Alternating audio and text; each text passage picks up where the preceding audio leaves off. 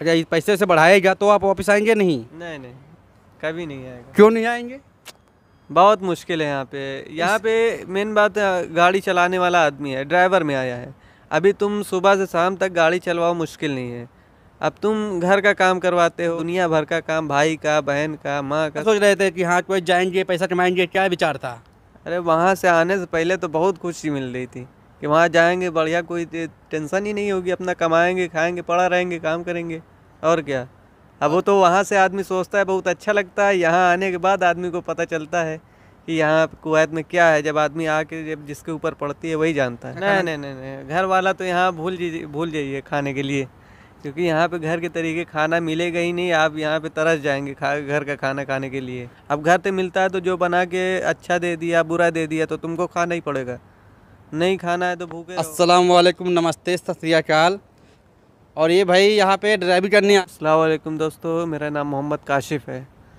काशिफ, आप कहाँ से बिलोंग करते हैं? मैं इलाहाबाद से। इलाहाबाद से हैं। तो आपको कितने दिन यहाँ पे हुए कुवैत में आए हुए? मेरे को तो अभी 8 महीना ख़त्म हो गया, 9वां महीने चल रहा है। 9 महीना कुवैत में हो गया आपको। तो आप किस जॉब में आए थे? मैं तो यही ड्राइवरी में आया था, हाउस ड्राइवर में। House driver. अभी क्या काम करना पड़ता है आपको? अरे अभी तो बहुत करना पड़ रहा है भाई साहब।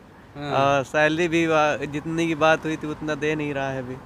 सैलरी भी उतनी नहीं दे रहा है? सैलरी को वीज़ा किसने दिया था? ऑफिस से आए थे या किसी एजेंट ने वीज़ा दिया था, किसी अपने ने वीज़ा दिया था? बताइए।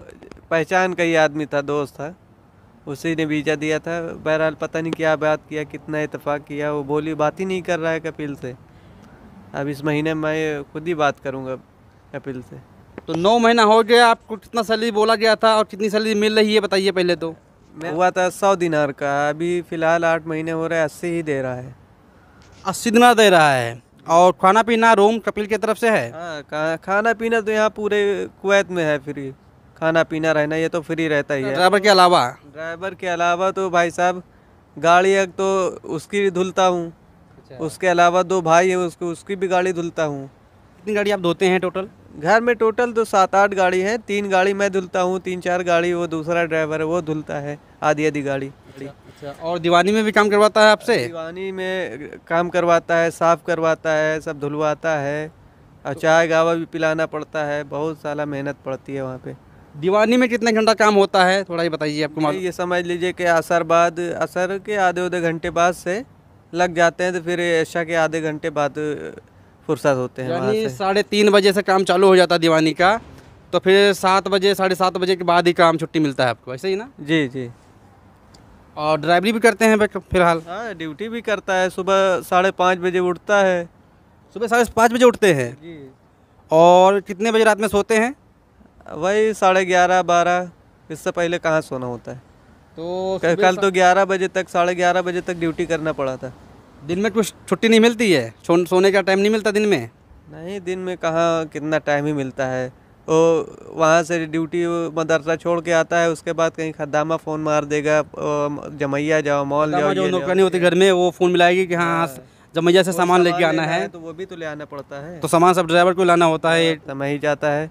और ये कपिल का इकामा तक मेरे पास रखा है, वो बता का ATM लाना है तो तुमको लाना पड़ेगा। बस जाता है, ATM दिखाता है वहाँ पे, वही सामान लेके चला आता है। दीवानी में और आदमी है काम करने वाले कि नहीं, तुम ही काम करते हो? नहीं है, अभी एक नया ड्राइवर आया है, उसको भी 3-4 महीने हो रहे हैं। अभी उसकी ड्यूटी नहीं लगी, इस वजह से उसको करना पड़ता है। नहीं तो वो करेगा कहाँ, वो ड्यूटी लग गई उसकी, फिर बाद में वो करेगा नहीं।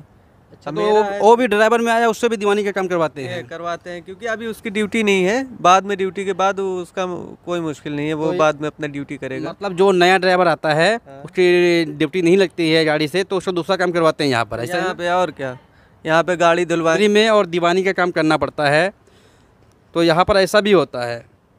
और दीवानी में कोई आदमी और है कि नहीं है, ये बताइए। नहीं, पहले जब मैं आया था तो दीवानी का आदमी था, वहाँ थोपिया का था। इथोपिया था काम करने वाला? थोपिया का था। फिर बाद में वो 3-4 महीने बाद चला गया।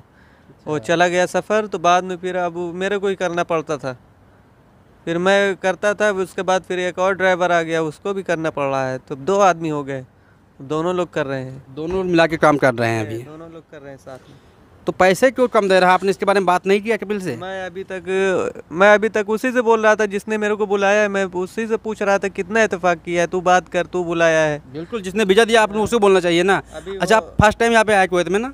मैं तो अभी नया आदमी हूँ, यहाँ पे आया हूँ। अच्छा। हाँ, तो अभी इतनी जल्दी अरबी भी नहीं आएगी और फिर भी आप कोशिश करते करते बहुत अरबी आ गए। अब काम चल रहा है, मुश्किल नहीं है, बराबर से बात कर सकता हूँ मैं। अभी तक आपने सैलरी बढ़ाई नहीं है। अब इस महीने में आप बोलेंगे कपिल से तनख्वाह बढ़ाने को, तो क्या होता है, बढ़ाएगा नहीं बढ़ाएगा पता नहीं है। अब ये तो उससे बोलने के बाद पता चलेगा। खैर, अब मैं एकदम फाइनल बोल देगा कि अब देना है तो जितना इत्तेफाक है उतना दे। काम की मुश्किल नहीं, काम तो मैं कर ही रहा हूँ वैसे भी, मगर पगार मेरी जितनी है उतना दे बस। और नहीं देता है तो मैं बोल देगा कि मैं नहीं करेगा। पासपोर्ट दे, वीज़ा दे, टिकट दे, मैं चला जाएगा। 100 दिनार पे आए हैं और कपिल नहीं दे रहा है 100 दिनार, तो आप उसको बोलेंगे हाँ टिकट दे दे मैं चला जाऊँ? बिल्कुल बोल देगा भाई साहब कि यहाँ आने का मतलब क्या है। आदमी पैसा कमाने आया है, जब आदमी को पैसा ही नहीं मिलेगा तो क्या मतलब है यहाँ आने से। अभी 80 दिनार में नेट भी डलवाओ, सब कुछ, तेल साबुन, खाना पीना, कभी खाना घर से अच्छा मिला नहीं मिला, बाहर आदमी को खाना पड़ता है।